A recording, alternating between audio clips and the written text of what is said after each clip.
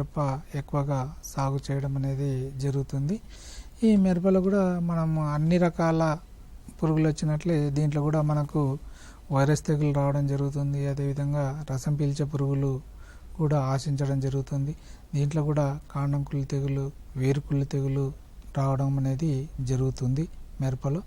కాబట్టి దీంట్లో మనము పంటలో దీన్ని వైరస్ తెగుళ్ళ నుంచి మిరప పంటను రక్షించుకోవడానికి ట్రై ఆర్థోఫాస్ఫేట్ అనే మందును మనము ఈ మిరప విత్తనాలకు కలిపి విత్తన శుద్ధి చేసుకున్నట్లయితే వైరస్ తెగుల నుంచి నివారించుకోవచ్చు.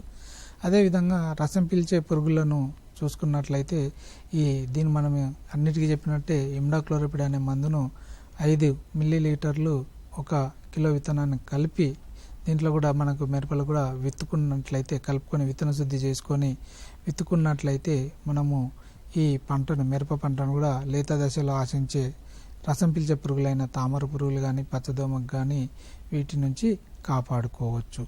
అదేవిధంగా దీంట్లో కూడా ఓడల తెగులు, వేరుకుళ్ళు తెగులు రావడం అనేది జరుగుతుంది. కాబట్టి దీంట్లో కూడా మనకు మెట్లాక్జిల్ అనే మందును 2 గ్రాములు 1 కిలో విత్తనాన్ని కలిపి మనం విత్తన శుద్ధి చేసుకున్నట్లయితే లేత దశలో వచ్చే వేరుకుళ్ళను కూడా మిరపలో నివారించుకోవడం జరుగుతుంది.